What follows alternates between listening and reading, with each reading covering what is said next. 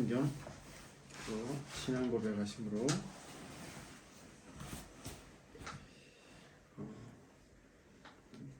1월 28일 주일 예배를 시작하겠습니다. 서론신경 하겠습니다.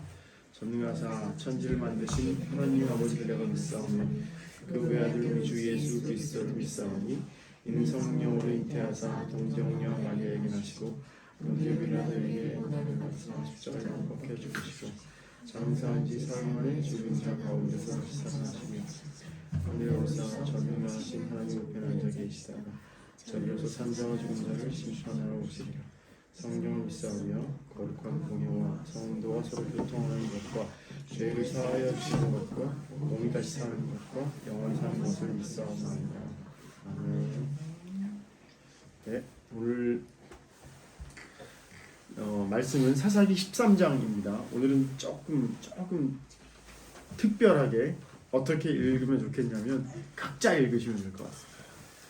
끝까지 한번 읽어봐 주십시오. 사사기 13장입니다.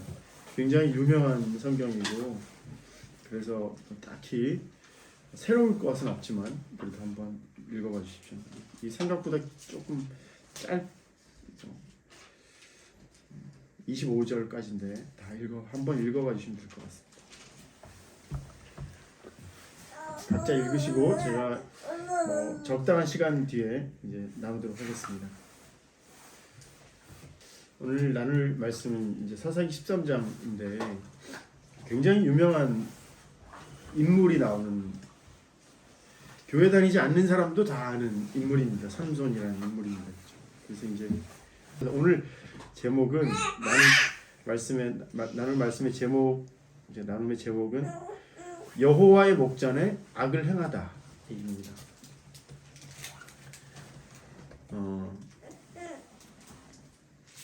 삼손이 어떻게 이제 살았는지 이제 여기 보면 나옵니다. 사실 2장에 뭐가 있냐면 사사기 2장 보면 사사기 2장 16절 23절 이제 읽어보면 18절에 이렇게 나옵니다. 여호와께서 그들을 위하여 사사들을 세우실 때에는 그 사사와 함께 하셨고 그 사사가 사는 날 동안에는 여호와께서 그들을 대적의 손에서 구원하셨으니 이는 그들이 대적에게 압박과 괴롭게 함을 받아 슬피 부르짖음으로 여호와께서 뜻을 돌이키셨음이거늘. 이제 그래서 이렇게 무슨 얘기냐면 사사기에 어떤 식으로 어떤 내용들이 들어가 있는지 2장에 대부분 설명이 되어 있습니다. 사사들을 세우실 때 이유가 나와 있고, 그리고 이제 사사가 사는 날 동안 여호와께서 이스라엘 사람들에게 어떻게 행하셨는지 나옵니다. 근데 삼손이라는 그 사사가 지금 사사기에 보통 이제 12명의 사사가 있다고 얘기도 하고 뭐 그렇게 얘기합니다. 근데 제가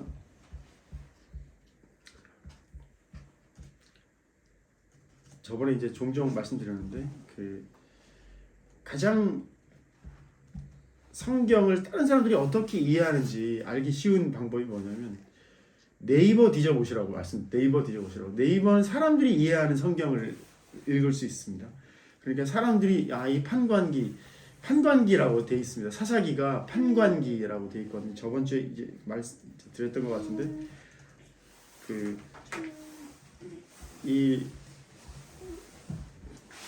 판관기가 어떤 그 내용으로 돼 있는지 사람들이 이렇게 나무 위키, 보통 나무 위키를 왜 말씀드리냐면 보통 일반적인 그 주석서는 어떤 학자들이 있습니다. 학자들이 써갖고 책을 만드니까 그것들에 대해서 첨삭할 수가 없습니다. 다 이제 공부한 사람들만 그걸 당연히 신학 전공한 사람들만 그것에 접근할 수 있습니다. 접근도 그렇게 하고, 그리고 책 쓸 때도 감수도 서로 합니다. 서로 이제 이 책 읽어봐 주세요. 이 책에 뭐 오류가 있는지 한번 읽어봐 주세요. 서로 이제 감수해서 그 책을 만들면 그것을 바꿀 가능성은 없지 않습니까? 예전에 많은 이제 주석서들이 있고 그리고 학자들이 그걸 쓴 사람들도 있는데 그 주석서들도 대부분 신학자들이 아니고 주석서를 쓴 사람들이, 예를 들어서 뭐 박 박사, 뭐 박윤선 박사의 주석서에도 있고 막 다 박사들입니다. 나름 신학 박사들이 주석서를 쓰지 않습니까?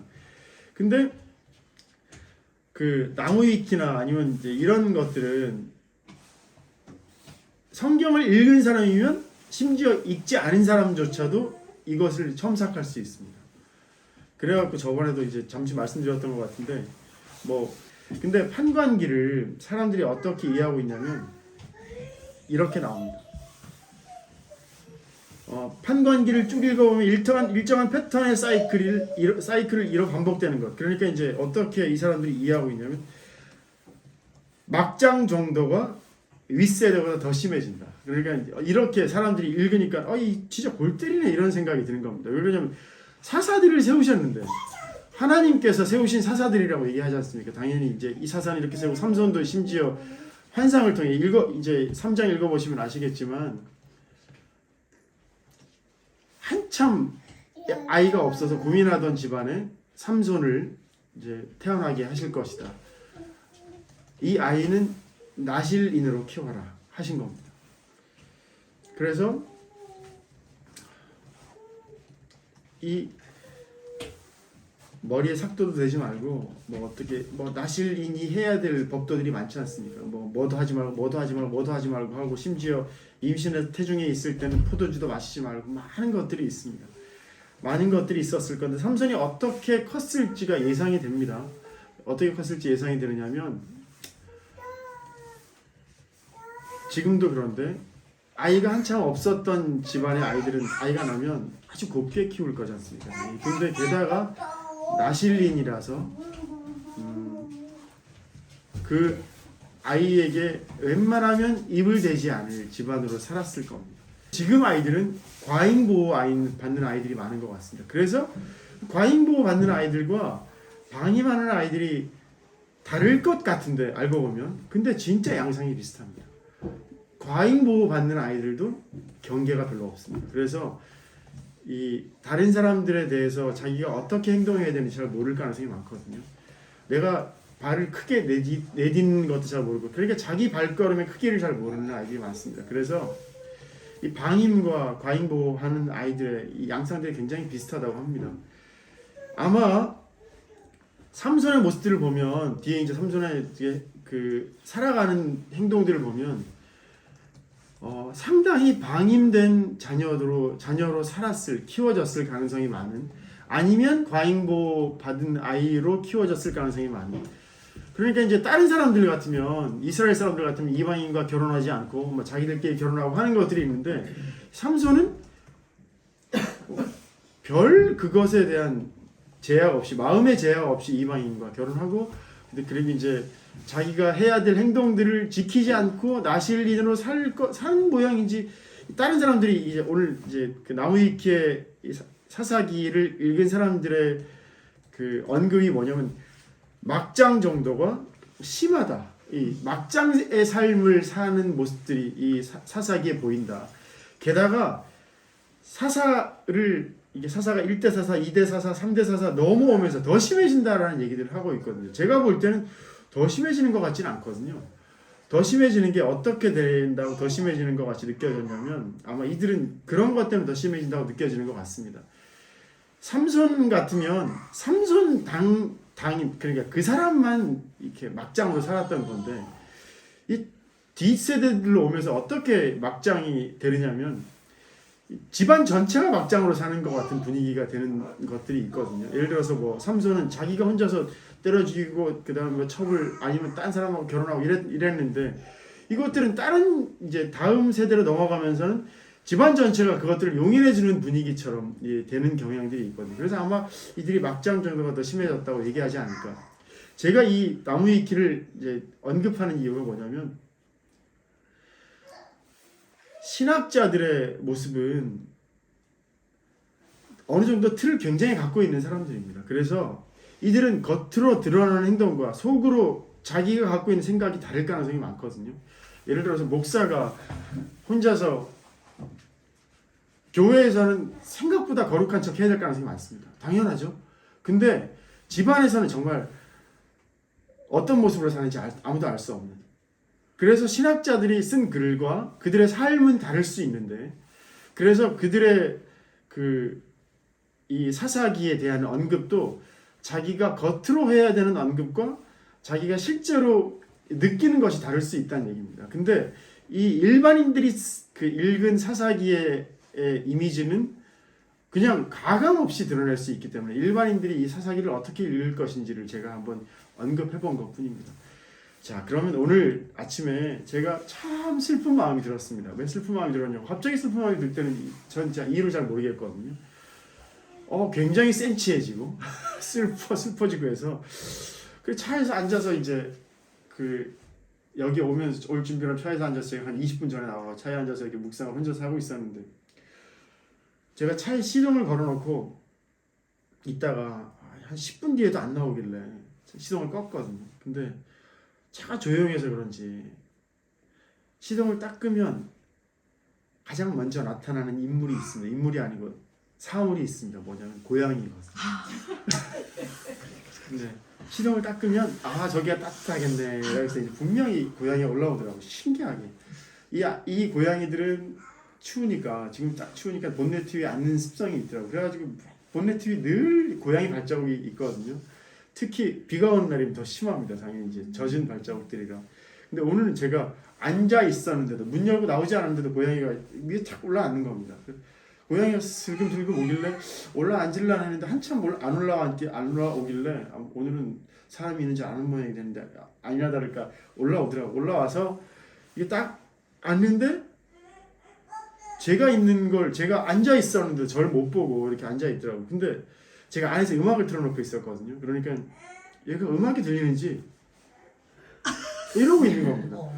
그래가지고 얘가 음악이 들리나 했었거든요. 음악이 진동으로 들리겠죠. 우리보다 귀가 훨씬 좋을 이제 고양이이기 때문에 진동으로 들리다가 그러다가 이제 자리를 다시 고쳐 앉는 겁니다. 왜냐면 처음에는 그냥 앉았다가 더 따뜻한 곳을 찾아 발로 이렇게 딛고 찾고 있더라고요. 그래가지고 이제 방향이 어떻게 돼 있었냐면 운전석 반대 방향 궁뎅이 보이는 쪽으로 지가 앉아 있더라고요. 그러다가 갑자기 고개를 확 돌리더니 저랑 눈 마주쳐가지고 진짜 한 30초에 1분 정도 저랑 눈 마주쳐서 계속 진짜 이러고 있더라고요. 제가 눈을 마주친 채로 한 1분 정도 앉아 있었어요. 그러다가 얘가 불편을 이제 내려가더라고요. 따뜻했으면 더 앉아 있었을 건데, 그죠? 제가 여기서 진짜 많은 걸 느꼈습니다. 뭘 많은 걸 느꼈냐면 사람도 똑같구나 생각이 정말 많이 들었습니다. 따뜻한 곳을 찾아서 다니는구나. 교회가 따뜻하면 교회에 앉아 있을 거거든요. 근데 대부분 사람들은 교회에 앉아 있지 않습니다. 예전에는 교회에 들어오는 사람들이 많았거든요. 제가 어릴 때 고등학교 때 제가 목욕탕에서 불편한 사람들을 몸을 씻겨주는 경우가 많았어요. 저는 그때부터 그렇게 살았는데 그냥 목욕탕에서 다리가 팔다리 불편한 사람들은 제가 머리 대신 감겨주고 했던 경우들이 많았었거든요. 그런데 그 감겨주니까 그분이 교회 다니시죠? 이러는 거예요. 그분도 교회 다녔던 모양입니다. 근데 그때는 무슨 얘기냐면 결국엔 교회 다니는 사람들은 좀 다르다. 이런 인식들이 있었거든요. 지금은 교회 다니죠라는 말은 욕입니다. 그때는 교회 다니죠라는 얘기는 참 이 사람들이 다른 사람이구나라는 얘기였는데 지금은 교회 다니죠라는 얘기가 욕이더라고요. 심지어 제가 저번 근무했던 곳은 뭐라 그러냐면 저 사람은 교회 다니는 사람 같지 않다. 제 칭찬이었습니다. 그분께. 놀랍지 않나요? 예전에는 교회 다니는 사람 같지 않다라는 얘기가 사실 욕이었을 수도 있는데 지금은 교회 다니는 사람 같지 않다라는 얘기가 칭찬일 수 있습니다. 지금은 교회에 아무나 들어오지 않습니다. 불편한 곳이거든요. 근데 이 고양이가 본네트 위에 앉았다는 얘기는 따뜻한 곳이었다는 경험들이 있었다는 얘기거든요. 근데 음악 소리가 들립니다. 뭔 소리가 들립니다? 제가 무슨 생각이 나냐면 본네트 위에 고양이가 앉아 있는데 하나님께서 우리에게 주신 따뜻한 장소인 것 같다. 기독교인은 따뜻하지 않더라고요. 대부분 상당히 갈릴 것들이 많거든요. 이 얘기는 꼭 같이 함께 안녕하세요. 네, 아이고 제가 갑자기 예배 중에 커피 드세요? 드시면 드세요. 네.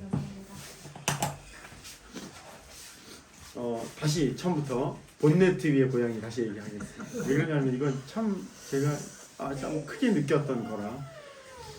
아침에 차 시동을 걸어놨다가 차 시동을 잠시 껐는데 고양이가 본네트 위에 앉아 있더라고요. 그래갖고 고양이가 본네트 위에 앉아 있어서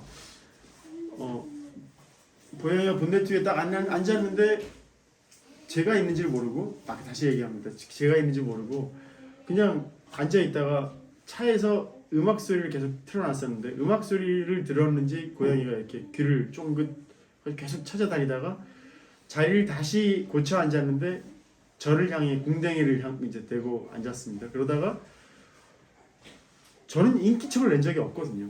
저는 가만히 있었습니다. 혹시나 제가 이제 나갈까 싶어서 가만히 있었는데 뒤를 문득 이렇게 돌아보면서 저랑 눈 마주쳤습니다. 고양이가. 그래갖고 제가 얘가 어떻게 날 보게 됐을까라는 생각이 들면서 한 30초에서 1분 정도를 고양이가 눈 마주쳐 있다가 고양이가 그제서야 이 자리가 불편한 자리라고 생각했는지 내려가더라고요. 제가 여기서 참 많은 생각을 하게 됐습니다. 아침에 굉장히 센치해진 마음에 왜 센치해졌는지, 왜 가슴이 이렇게 참 뭉클한 게 아니고 참 사실 이렇게 굉장히 불편하더라고요. 우울한 느낌이 살짝 들어서 저는 예전에는 우울한 느낌이 자주 들었던 사람인데 지금은 우울한 느낌이 든 적이 없었는데 오늘은 굉장히 그런 마음이 들어갖고 이 마음을 왜 주실까 해서 이제 그렇게 앉아 있는데 고양이가 올라오는 걸 경험한 겁니다. 고양이는 일반적으로 본네트가 따뜻한 사실을 알았을 겁니다. 사람도 똑같은 것 같다고요. 따뜻한 곳을 찾아다닙니다. 사람은 늘. 근데 이곳이 따뜻한 곳임을 인지하고 왔을 텐데 사람은 그때 늘 하나님께서 우리들에게 말씀하실 겁니다. 야, 여기 따뜻하지? 그 목소리 못 듣고 있다가 따뜻한 곳에 와서야 비로소 몸이 풀어져가고 여기 따뜻하지? 하는 음성을 들었을 겁니다. 그래갖고 얘가 계속 찾아다니다가 눈을 마주치는 게 누구의 눈 같으냐면 하나님의 눈 같다. 근데 안타깝게도 20-30년 전에는 교회가 그런 곳이었습니다. 교회가 그러니까 하나님의 집이라고 자기들끼리 얘기하던 우리들이 얘기하던 교회가 따뜻한 곳이었을 텐데 지금은 교회가 따뜻한 곳이 아니게 돼버릴 가능성이 많습니다. 교회에 들어오면 불편한 곳이 됐을 거거든요.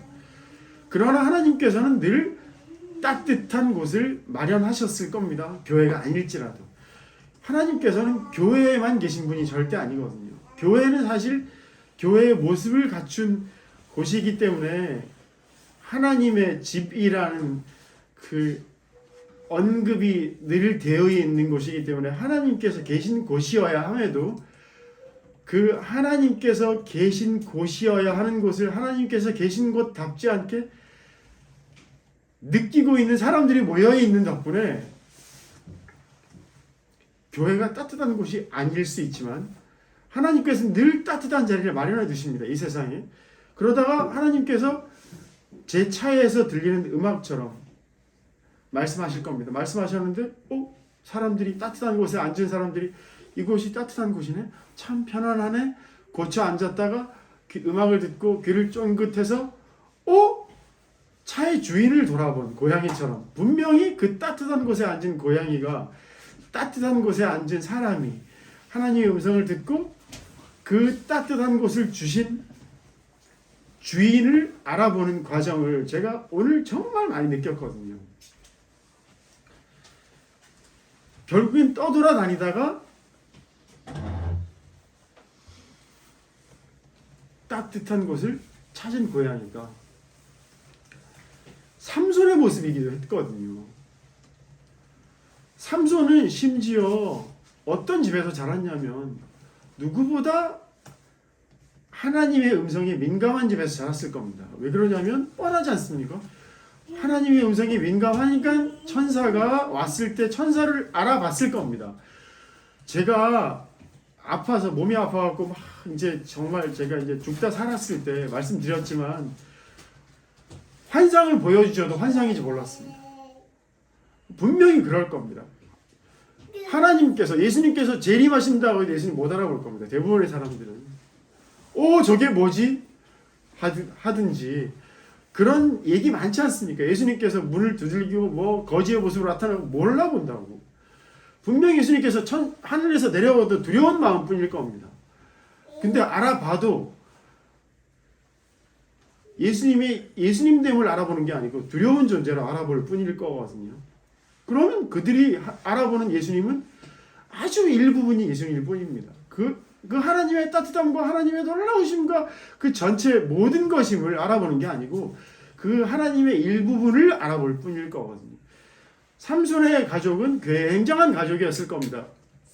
환상으로 실제로 나타난 천사가 보게 된 삼손은 놀라운 경험이었을 거거든요.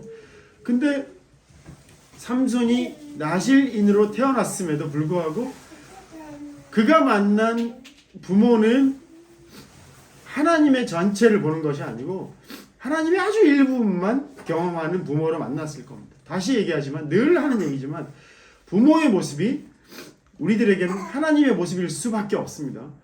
부모가 휴지죠. 여기가 너무 추운 곳이 돼서 죄송합니다. 좀 여기도 더 따뜻한 곳이 됐으면 좋겠다. 다음부터 여기 아침에 지펴놔야 되겠다.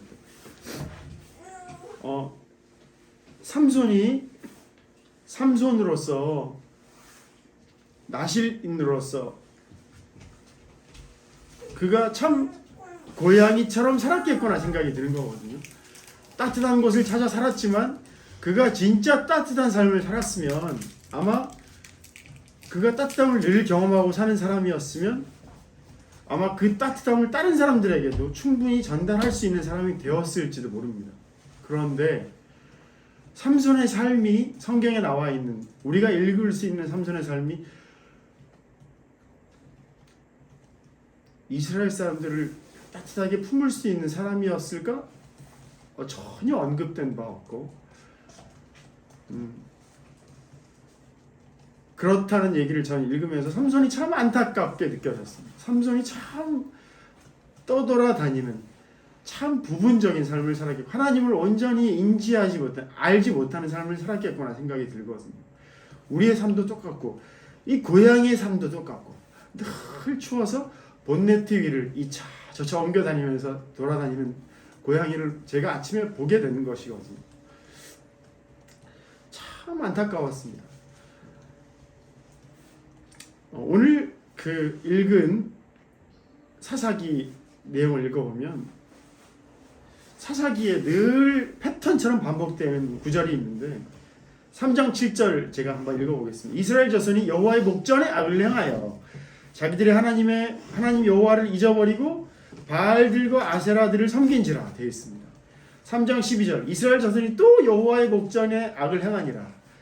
사사기 4장 1절 에웃이 죽으니 이스라엘 자손이 또 여호와의 목전에 악을 행하며 사사기 6장 1절 계속 여호와의 목전에 악을 행하며 나옵니다. 그럼 악이 무엇일까? 생각해 봤습니다. 하나님께 과연 악한 게 무엇일까?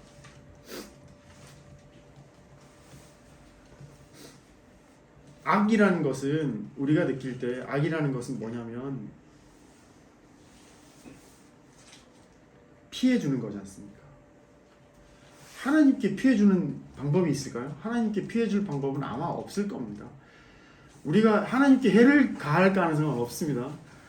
예를 들어서 하나님을 때릴 수 있는 것도 아니고 하나님께 저주한다고 해도 우리가 하나님이 당신께 피해될 일이 없거든요. 하나님께 피해는 오직 하나 있는데 그게 뭐냐면 제가 볼 때는 하나님으로 보지 못하는 시선인 겁니다. 우리가 가장 속상한 건 나를 오해하는 거지 않습니까? 제가 어릴 때 가장 속상했던 게 뭐냐면 어머니께 가장 속상했던 게 어머니께 최선을 다했거든요. 어머니께 잘 보이려고 최선을 다했습니다. 어머니는 저보고 늘 뭐라 그러셨냐면 너는 도움이 안 되는 인간이다. 그렇죠? 정말 속상했습니다. 제가 가장 속상한 게 그거였습니다. 그럼 어머니는 제게 악이 됐던 겁니다. 사실은 제가 가장 속상한 거였거든요. 저는 어머니께 최선을 다했습니다. 뭘 최선을 다했냐? 이뻐 보이려고 최선을 다하고 어떻게 하면 제가 오죽했으면 제 기억에 남는 가장 많이 했던 말이 이뻐해달라는 얘기였거든요. 제가 이뻐해줄 어머니께서 이뻐할 방법이 뭐가 있을까를 찾아다녔던 거거든요. 근데 제가 지금 생각해보면 둘째가 제게 뭘 해야지 이쁘지 않더라고요. 그저 이쁘거든요. 할머니가 손녀를 볼 때 해야지 이쁜가요? 그렇지 않더라고요. 아, 자식이 부모한테 뭘 해야 이쁜 게 아니구나. 참 많이 느꼈습니다. 그럼 이제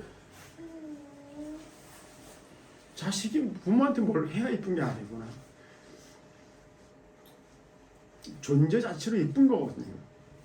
그러면 우리 어머니가 왜 나를 이쁘게 봐주지 못했을까라는 생각이 드는데, 그럼 참 안타까운 게 또 있습니다. 어머니도 그런 경험을 하지 못했겠구나 생각이 드는 거예요. 그래서 삼손의 삶을 보면 똑같은 느낌이 드는 겁니다. 고양이가 따뜻한 곳을 찾아다녔는데 고양이가 찾아다닌 따뜻한 곳이 삼손에게 과연 있었을까 생각이 드는 거거든요. 그래서 삼손은 늘 찾아다녔을 겁니다. 자기가 사랑할 만한 사람을 찾아다녔고, 그래서 이제 이 여자 저 여자 옮겨 다닌 겁니다. 그리고 자기를 사랑해 줄 사람을 찾아다녔습니다. 읽어보시면 나옵니다. 이 여자 저 여자 찾아다니다가 자기가 분노한 대로 또 행했을 겁니다. 이제 그런 삼손의 모습이 느껴집니다. 삼손은 참 귀하고 귀하게 자랐는데, 다시 말씀드리지만 방임된 아이와 그 과잉 보호 받은 아이들의 양상이 똑같더라라는 겁니다. 그러면 여기서 우리가 부모로서 어떻게 해야 된다는 얘기냐라는 얘기가 나올 수 있지 않습니까? 그러면 저는 절대 이렇게 하라 저렇게 하라 말씀드릴 수 없습니다. 잘 사셨다는 얘기를 말씀드리는 것뿐입니다. 부모로서 충분히 잘 사셨다. 그런데 앞으로도 우리가 해야 될 일은 하나님께서 우리들에게 어떤 것을 원하시는지, 우리의 살아가는 삶의 과정을 이제 겪어가는 과정, 그런 사건들을 통해서 알아볼 시간들이 앞으로 우리가 알아봐야 되는 시간들, 우리가 살아야 되는 시간들이라고 생각하는 겁니다. 제가 절대 어떤 얘기가 이렇게 살아라 저렇게 살아라 하는 게 옳다고 얘기할 수 없는 이유가 수학적으로도 다 그 결론 지어져 있거든요. 여기서 제가 이번 주에 금요일에 금요 모임에서 나눈 얘기가 있습니다. 유명한 사람이 있어요. 쿠르트 괴델이라는 사람이 있어요. 이거 여기서 이제 갑자기 쿠르트 괴델이 왜 나오지? 하실 수 있는데, 쿠르트 괴델이 무슨 얘기를 하냐면 불완전성의 원리라고 한 게 있습니다. 이 사람의 논리는 굉장히 어려운데 이 사람은 수학적으로 그걸 풀어놨거든요. 수학적으로 풀어놨는데, 이제 이걸 사실 인문학적으로 신학적으로 이해를 하면 무슨 얘기냐면, 이제 몇 개 문장으로 한번 이제 말씀드려 보겠습니다. 이거 이해되면 이해되는 대로, 안 되면 안 되는 대로 그냥 이제 계시면 됩니다. 이거는 앞으로도 계속 나눌 얘기라서. 쿠르트 괴델이라는 사람이 불완전성의 원리를 이제 증명을 했습니다. 이 증명이 어떤 증명이냐면 이런 증명입니다. 참이라는 참의 세계를 알고리즘이, 그러니까 이 참인 게 진짜 참이라는 걸 증명할 길이 없다라는 겁니다. 그럼 이게 또 무슨 얘기냐면 진리는 증명할 수 없다는 얘기입니다. 진리가 참이냐? 이걸 증명할 수 없다는 얘기입니다. 이 얘기는 무슨 얘기냐면 이런 건 있을 수 있습니다. 1 더하기 1이 2라는 건 맞습니다.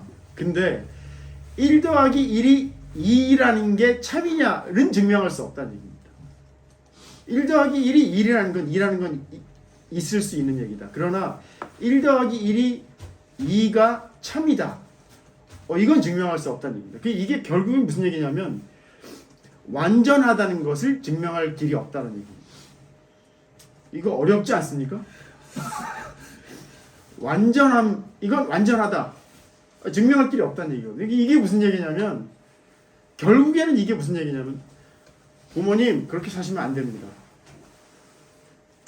이 얘기는 무조건 꼰대란 얘기입니다. 그러니까 앞선 자라고, 자기가 리더라고, 자기가 목사라고, 자기가 교사라고, 자기가 부모라고 내 자식에게 이것이 옳다, 나 이렇게 살아야 된다라고 얘기하는 게 옳다고 얘기할 수 없다는 얘기예요. 사실은. 그럼 그거 누가 얘기할 수 있는 거냐? 아무도 그것이 옳다고 얘기할 수 없다는 겁니다.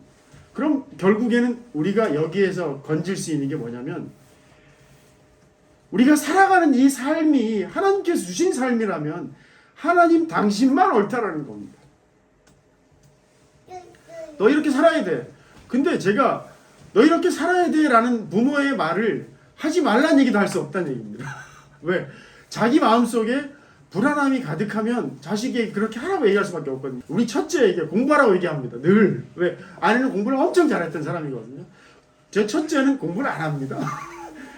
공부를 안 하는데 아내의 마음에 뭐가 올라오냐면 불안함이 올라옵니다. 불안함이 올라와서 얘는 이러면 안 되는데 생각할 거 아닙니까? 근데 아내가 공부하라고 얘기합니다. 근데 저는 이렇게 얘기할 필요가 없다고 스스로 생각하지 않습니까? 근데 제가 아내한테 그렇게 얘기하지 마. 얘기한다고 해도 옳으냐? 아니란 얘기입니다. 그렇게 얘기해도 돼. 그것도 옳지 않다는 얘기입니다. 그럼 어떻게 한다는 얘기지? 자기 마음에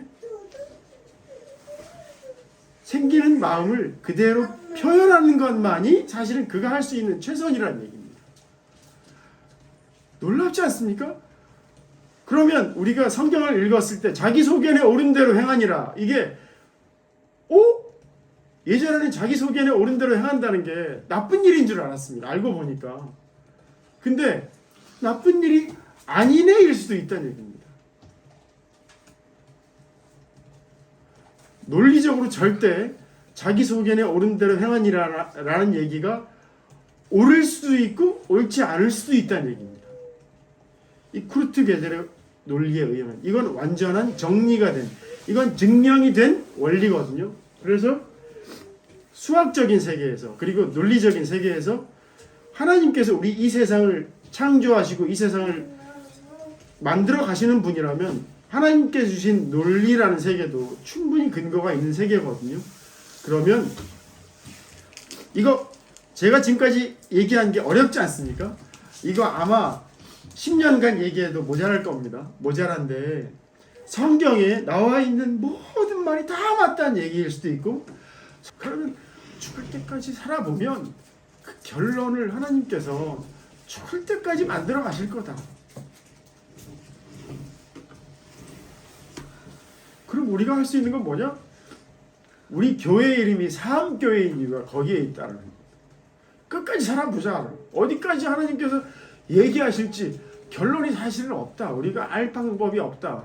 진리는 있는데 진리를 이게 진리다. 거기서 멈추면 거의 틀렸다라는 얘기입니다. 끝까지 찾아야 된다. 우리 찾을 때 지금까지 우리 평생 영원토록 2000년간 찾아왔거든요. 예수님께서 이런 말씀을 하셨는데 이런 뜻이다라는 얘기를 수없이 많은 사람들이 2000년간 했지 않습니까? 근데 다 다른 얘기를 했습니다. 놀랍지 않습니까? 이 목사는 이런 얘기, 저 목사는 저런 얘기, 저 교수는 저런 얘기. 근데 그 얘기들이 다 다릅니다. 그럼 누가 말이 맞죠? 알 수가 없습니다. 제가 하는 이 얘기가 오해 없이 받아들여졌으면 좋겠습니다. 나 내 마음대로 살아도 되겠네. 그 얘기도 아닙니다. 그러면 누구 말대로 살아야 돼요? 그 얘기도 아닙니다. 하나님께서 이 당신의 크심이 너무 크기 때문에 사실 우리는 당신을 이해할 수 없다는 것에 가장 가까운 얘기입니다. 네, 그러니까 결국에는 이게 가장 쉽게 얘기하면 열린 결말인 겁니다. 열린 결말.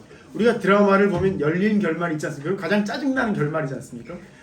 이 사람이 사랑했다는 거냐, 결혼했다는 거냐, 말았다는 거냐, 잘 살았다는 거냐, 열어두고 말아버리는 결말이 가장 짜증나는 결말인데, 어떻게 보면 그 결말이 가장 이상적인 결말이기도 하거든요. 각자의 소견에 오른 대로 그걸 해석할 수 있게 나은 여지를 두는 거거든요. 자, 오늘 이 말씀 나눔의 제목이 여호와의 목전에 악을 행하다라는 겁니다. 그러니까 악이 무엇이냐? 악이 무엇이냐? 하나님께 사실 악은 없다. 하나님께 우리를 해야 할 하나님께 위해를 가할 방법은 사실 없다는 겁니다. 이 악이 무슨 뜻이냐면 이것만 얘기하고 이제 마치겠습니다. 악이 이제 히브리어로 어떤 뜻이냐면 라 이런 이게 단어라고 하던데 이게 어원이 뭐냐면 산산조각, 깨트림 이런 뜻이라고 합니다. 그러면 산산조각 냈다는 얘기는 결국 무슨 얘기냐면 조각조각 났다는 거거든요.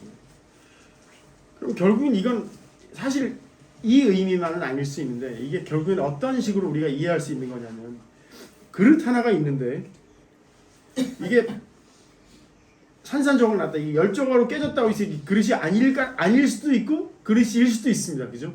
깨진 그릇은 단지 우리가 원래 이걸 사용하는 용도로 쓰지 못할 뿐 이건 그릇이긴 그릇입니다.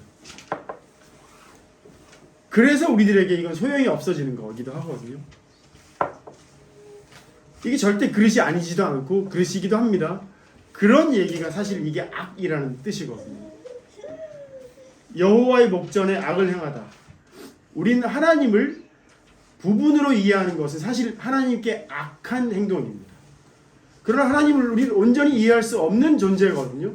그럼 우리는 늘 악을 행할 수밖에 없는 존재거든요. 그럼 우리는 어떤 식으로 삶을 살아야 되느냐? 평생 살아가면서 하나님을 이해하는 과정을 살아가는 수밖에 없는 거라. 그거 말고는 사실 우리가 할 수 있는 게 없다라는 얘기입니다. 내가 이렇게 살아야 돼! 너 이렇게 살아! 라고 하는 순간 100% 꼰대라는 겁니다.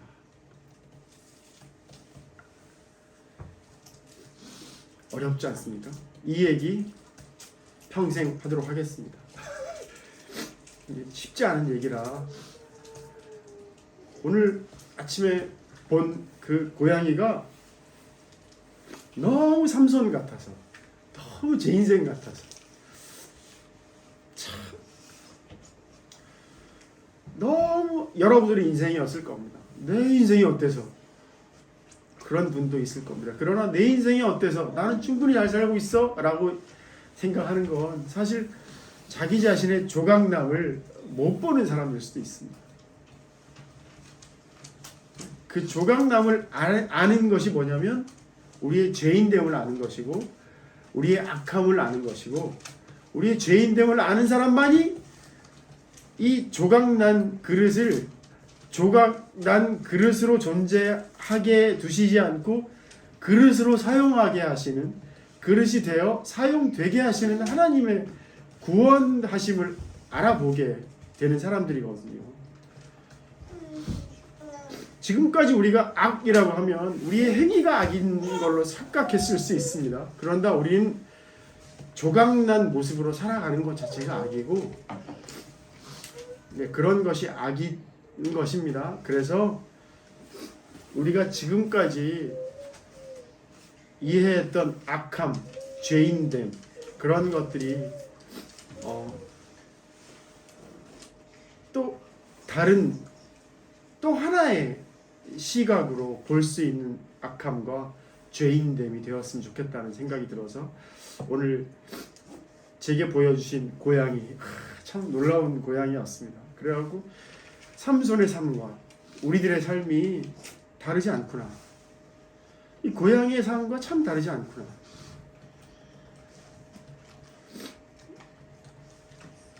그래서 우리는 여호와의 목전에 악을 행하다.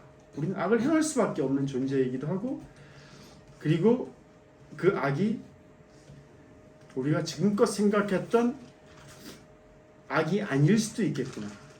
또 생각해 볼 수 있는 우리들이었으면 좋겠어서 이 말씀을 나누게 되었습니다. 앞으로 이 얘기는 나눌 시간들이 많을 것 같고요. 그리고 오늘 오후에 식사하고도 또 뭐 늘 나누는 식사하고 나누는 얘기는 이 말씀과 함께 뭘 나누는 거냐면 우리 일상을 나누는 거거든요. 우리 살아가면서 악을 행한 게 어떤 게 있을까? 이것이 이제 삶 속에서 어떤 모양으로 살아보게 하셨을까를 나누는 시간이 오후 시간입니다. 그러니까 그 시간에 또 나눌 수 있었으면 좋겠습니다. 오늘은 여기까지 하고 주기도문 하고 축도로 물릴 예배 마치도록 하겠습니다. 주기도문 하겠습니다. 하늘에 계신 우리 아버지여, 이름이 거룩히 여기시오며